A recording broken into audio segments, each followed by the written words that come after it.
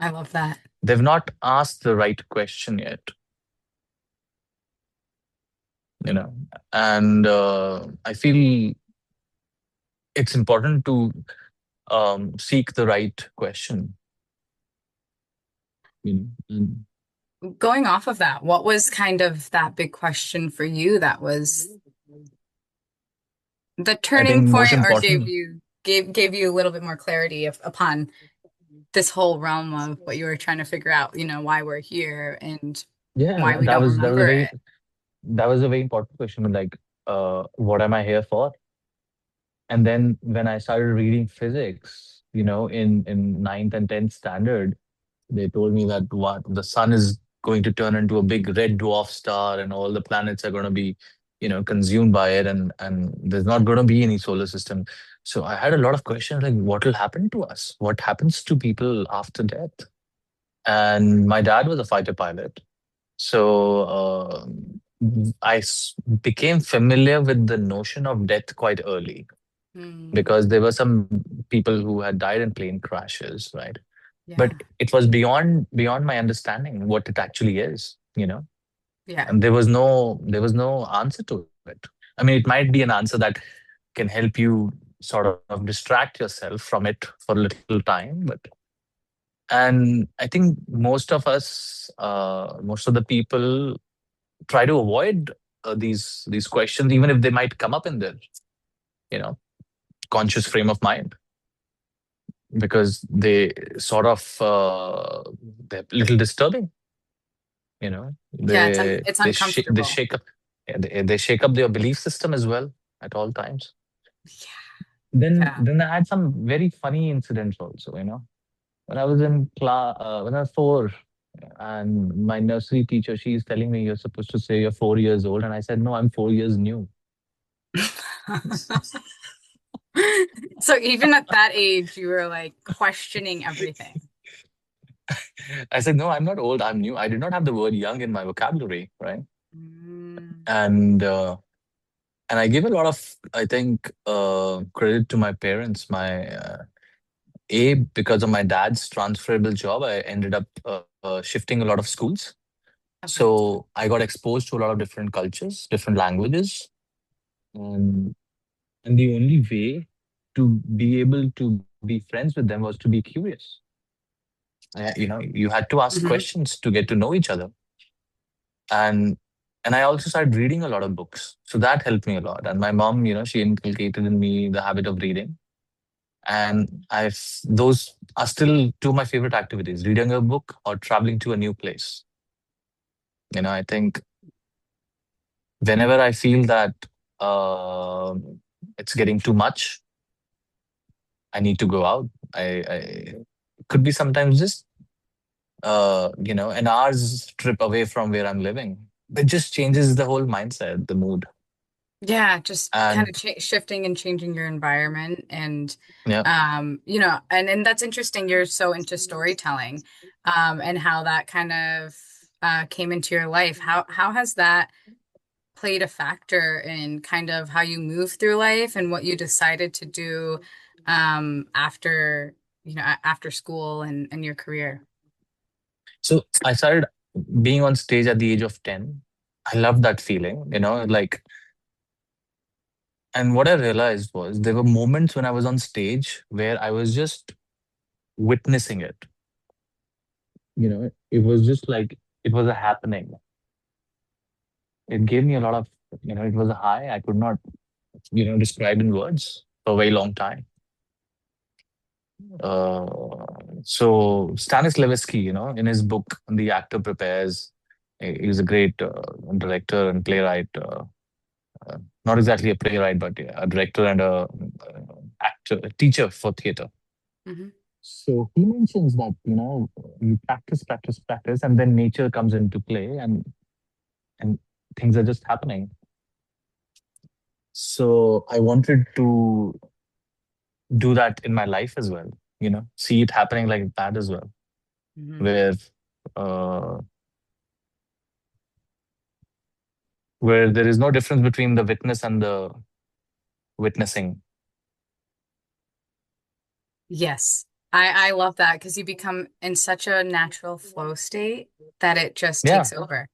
Yeah. And Now we have a word for it. We call it flow state, right? flow state. Yeah. And you didn't know how to define it at the time, I'm sure. But I think a lot of people did not know that. 20 years no. back, 30 years back, people have experienced those things. Yeah. And it's like you said, like that is what you were meant to do here because it became so natural. You know, obviously you had Mhm. to put in the work, you did practice, but it became just kind of the essence and part of you.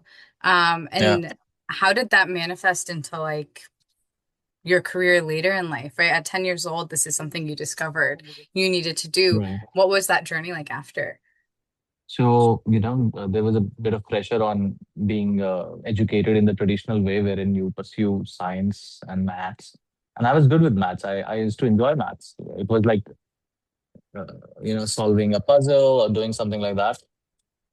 And but but my heart was in performing, Yep. and so even though I entered into an engineering school where I studied computer science engineering, but I started my own theater group, got others people involved in it, and around that time I also got exposed to a lot of good directors of theater who taught me a lot of interesting things. And one of the things that was very important for me was a book called Natya Shastra. Natya in Hindi means drama, Okay. and Shastra means scriptures. So, and this person was given the title of Muni.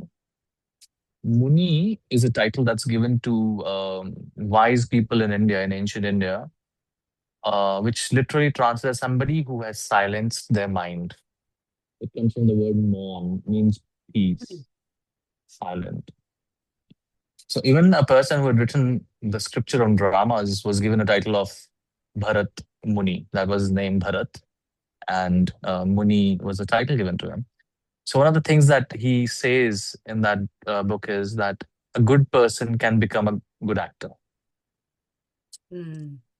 And then he defines what is a good person.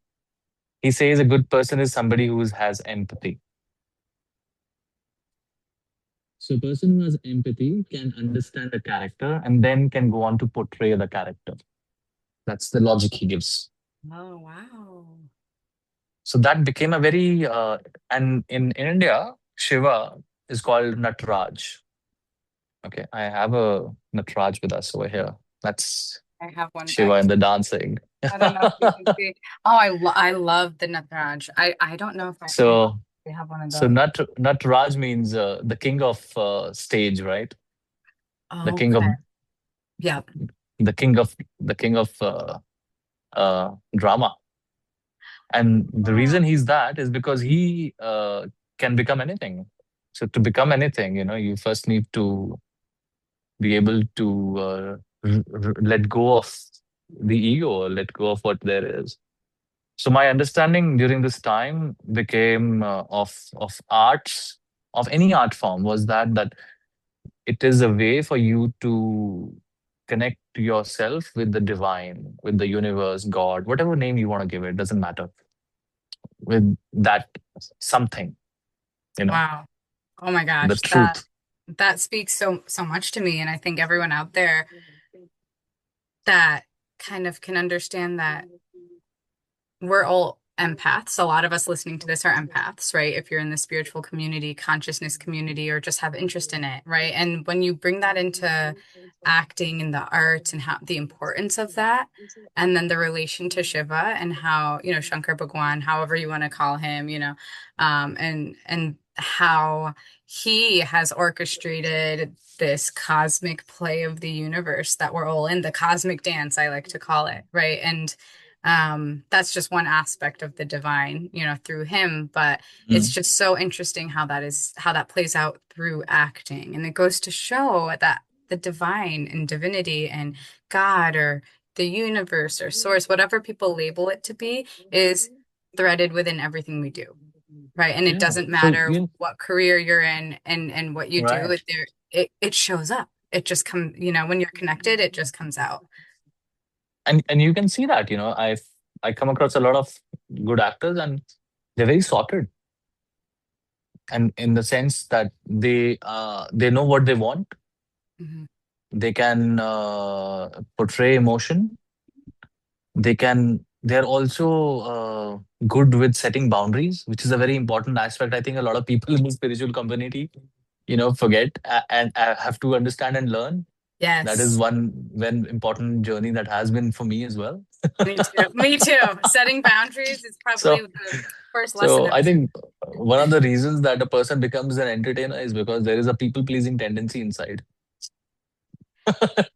Ah, I see what you're No saying. matter Yeah. no matter how much you mask it with all the other things, there is that thing inside, and I could see that in me as well. It gave me a lot of Mm, joy in making people happy, yeah, right? yeah. And Yeah, there's yeah, nothing yeah. wrong with that, but like you said, you need Yeah. those boundaries or else, you begin to give too much That or that yeah.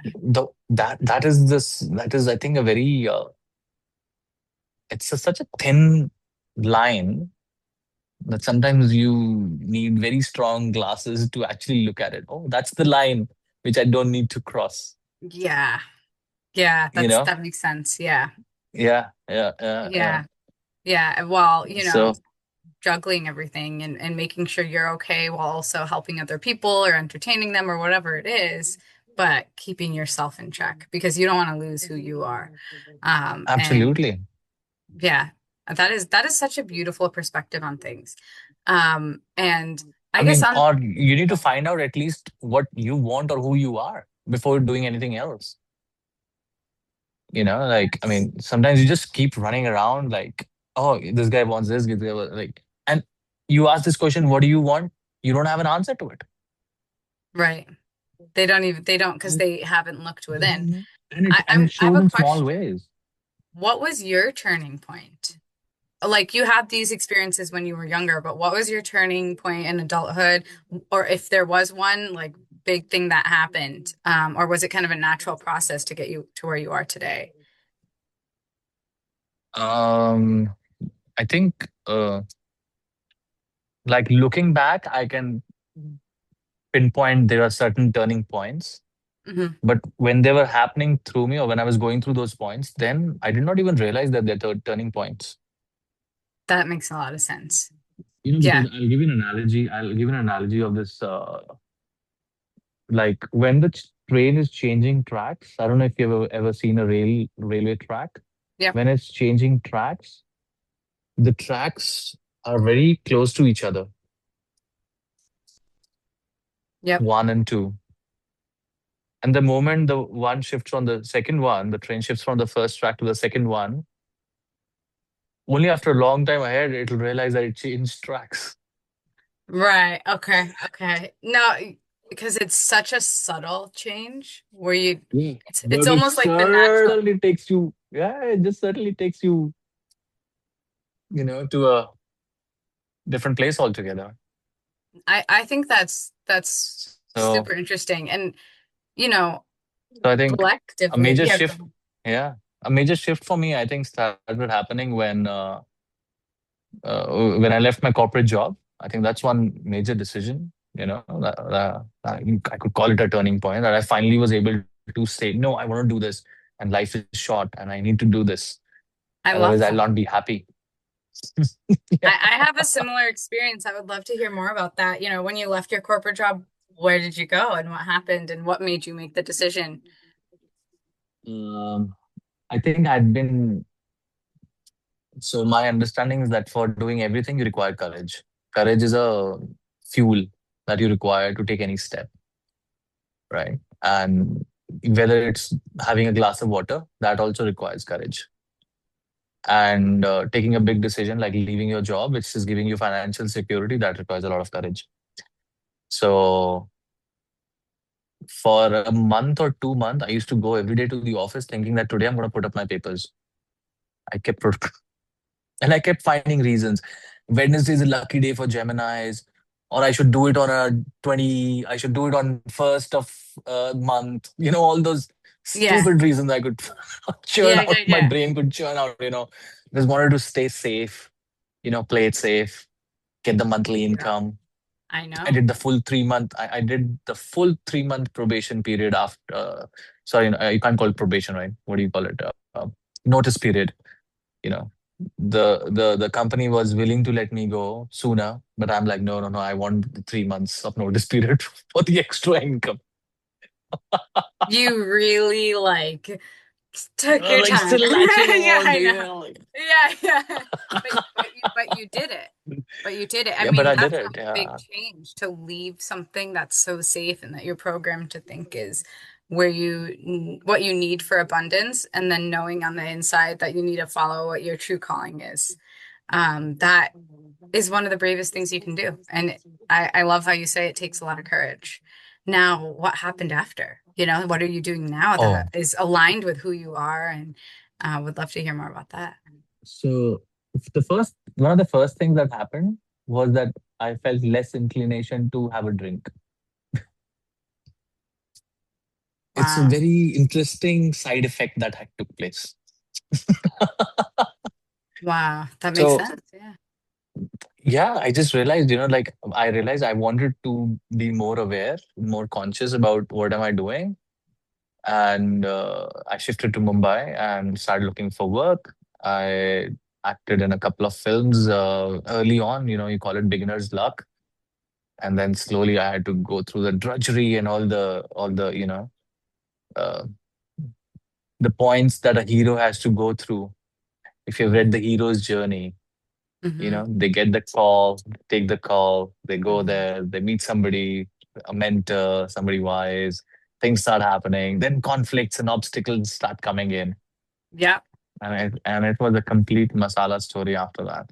Uh, Wow. so so then and there were interesting things, I started breaking certain patterns and notions. Like somebody told me, don't work in a TV sitcom, otherwise you'll get typecast as a role and then you'll never make it into movies from TV shows. Mm. And I had not uh, gotten some work. So the film that I had shot did not release. And I was like, bad. Sometimes that those things happen. Yeah. So I got a role. I got a role for a TV anchor, and it was a 4-day shoot. Hmm. So I was like, TV anchor is a very neutral character. You won't get typecast in it. So I'll Yeah. just do it. Yeah. On the shoot, I get to know that it's only for 2 days. Okay. And I wrap it up in one day because I'm very quick with my dialogues and I don't create any problems for the people on the set. And it was one shot, one take, and I'm It's done. easy. Yeah. It's easy. And I later called the creative director of the show and I said what day this is going to be telecast so that I can tell my folks, they can watch it. And he's like, no, no, no, they've canceled you. They're gonna ask somebody else to do that role. And I'm thinking in my head, did I do a bad job or what? And he's like, no, no, no, no. The director thinks you're a very good actor, and they don't want to waste you on a small role. But don't worry, you'll get the payment. Okay. Interesting. Yeah, yeah, yeah. So talk about being staying with integrity towards your work, right?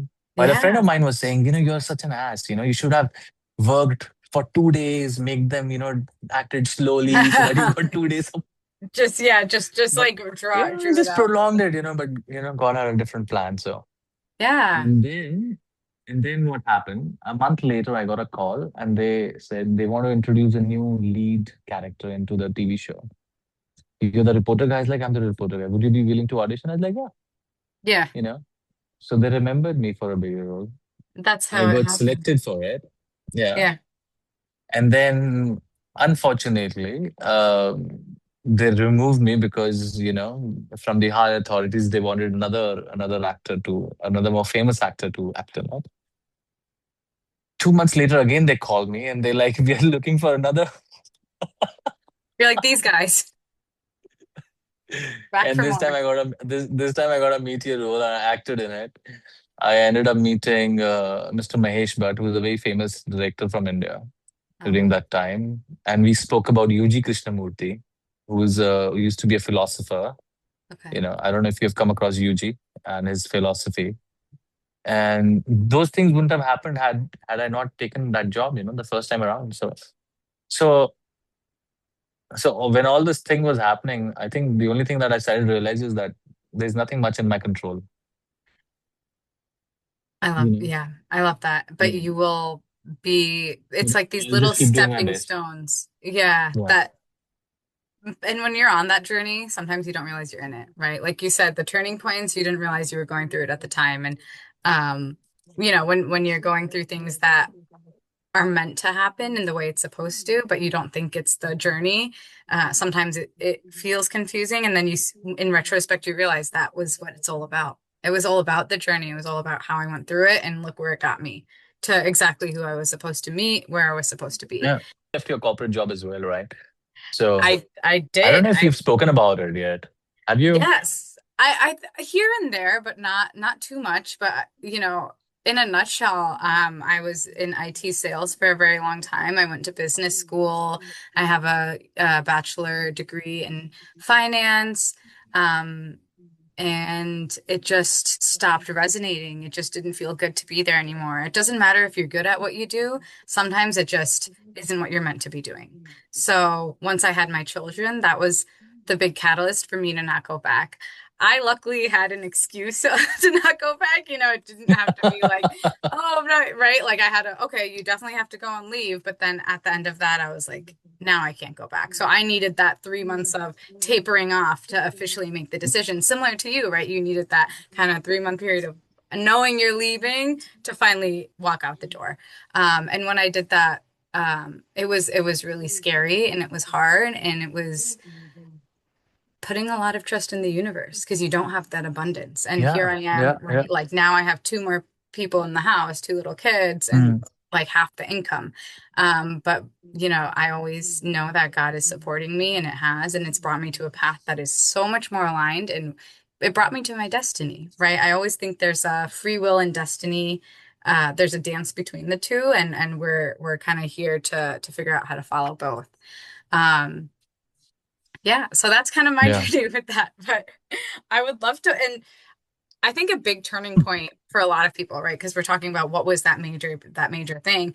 For some of us, it's subtle and it just happens naturally. With us, it kind of had Mm. to happen naturally the way it did. But in 2020, that was a very visible turning point for many, many people because of the shakeups it created. And I know we kind of touched upon this in like our side conversation, but it really got us to a place that awakened a lot of people to spirituality that were kind of had the blinders on, but also had us think about duality and the concept of that and kind of how people perceive other people. Um, I would love to hear your thoughts of that and kind of what you're working on that is kind of related to that. Yeah. So thank you for bringing that up. So currently we are working on this film called Comedy of Errors, which is based on Shakespeare's play by the same name, Comedy of Errors. Now this play is uh, it's called Theater of Absurd. It's an example of absurd theater. And I found like a lot of because of this, extreme circumstances of the COVID environment, like it it really shook things up, and it brought down the absurdities that we had been so much, surrounded ourselves with. I think some people became more absurd after that. Some, Yes. yeah. And some people have, I think, toned it down, brought it down. They've had a reality check. Hmm. This it's always, I think, these extremities, in life when we are exposed to that, it shakes our conformity. It's very important because I truly believe that conformity is the opposite of courage. Mm.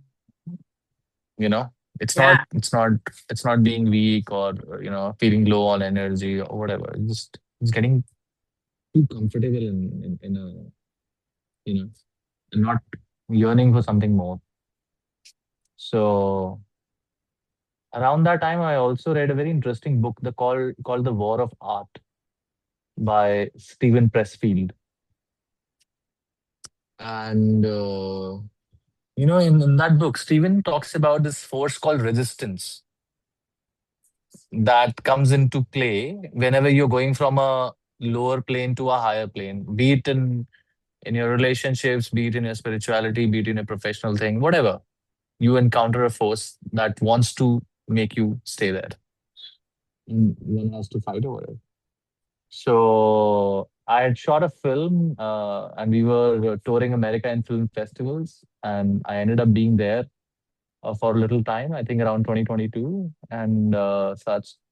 And we shot some portions, and this idea came into my head of making comedy of errors.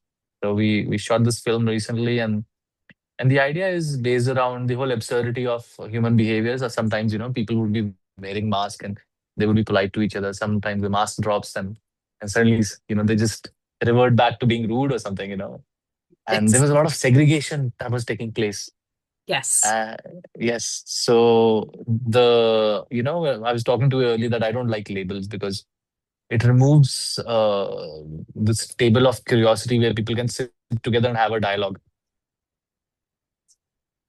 So I think yeah. So we comedy is a good way to break that ice, to bring those Yes. people together. I think comics do a lot of that. Yes, they're So we are trying to healers. do that with a film. Yeah, No, yeah. because and I love that. I we definitely need to learn more about that, whenever that comes out. Um, when it does come out, you should come back on and we should talk about it. But I agree. I think, comedy and just the arts in general, they do provide healing because it's a reflection of the collective. It's a reflection of who we have become as people. And this like Yeah, angle you're coming at it is like, look at what we went through 6 years ago, right? We were literally segregating each other and doing things that we thought we would never do. And at that time, it didn't seem that way because there is a lot that we're not conscious of. But going through that and being conscious, right. you see it from an outside perspective, right? People in our space and who have been in the mindset of having the divine involved in a lot of things were able to start to see that if they didn't already. So that, no, that's great. I think, we should, Also adding to that, so that's what we're trying to do with the film as well. Sometimes yes, people went through a lot of traumas as well during that time. yes, So, sometimes it's just shake it off, you know, to be able to recall a memory and have a lighter thing around it. Changes the way we perceive a certain memory. yeah. Mm. No, it It's does. it's sort of a it's sort of a magical thing. And It is. the other day I was just telling somebody, that sometimes I need somebody else to point out, hey, you got something on your face, remove it. Yeah, And if they don't tell me where it is, I just like, have my hand all over my face. yeah. So I think arts, creative work does that. Even when somebody's just sitting down, and starts to just sit with a coloring book, even an adult doing just coloring book, they get some time for themselves. Things start. Something happens in the brain. It's It practicing starts to reset.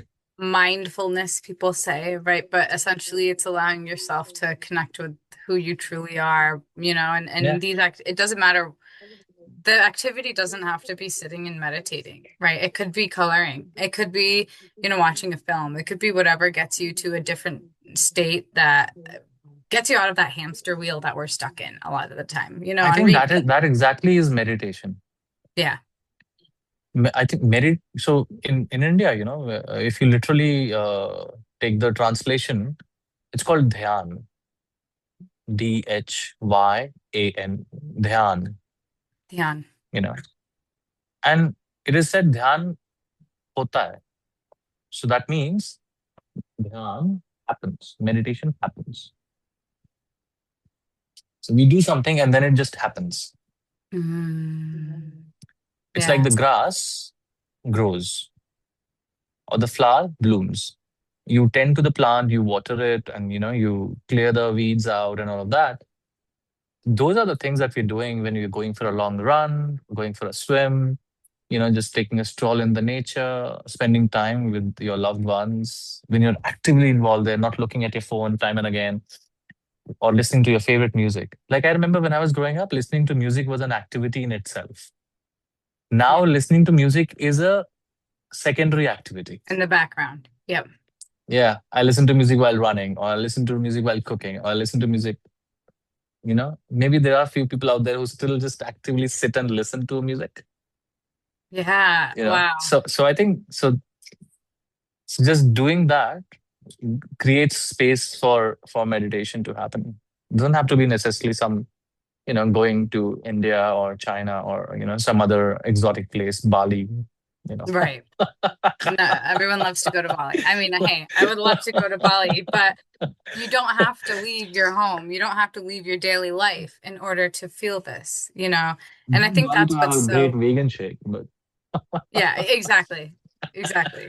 But, I think that's why it's been great to have you on today because you've given us a perspective that how is going to unlock I think codes for a lot of people, right? It's going to unlock something within them to make them think differently, to make them see things differently.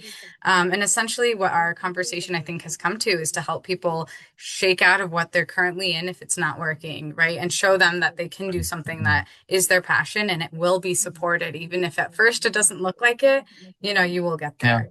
Yeah. So, well, yeah. thank you so And enjoy much. enjoy the Yeah. process. Yeah, yeah. And No, don't forget to enjoy the process. and sometimes that's the hardest part, right? Is to completely be It's present. always the hardest part. Yeah. Well, I can't wait to hear more about Comedy of Errors when that comes out. Mm. You'll have to let us know. And where can Okay. people find you? I'll drop all your info below, on the links Oh, below, but yeah.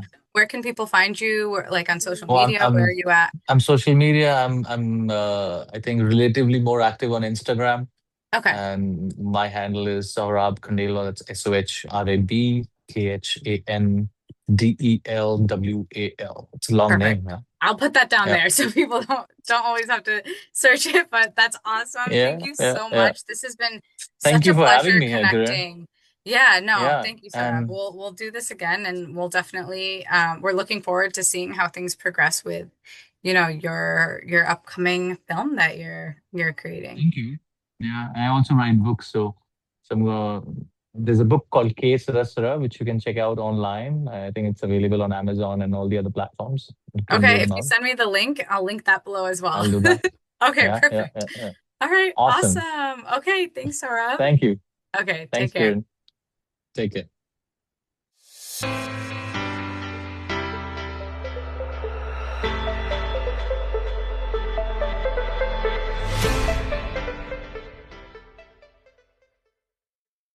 I hope you enjoyed this episode.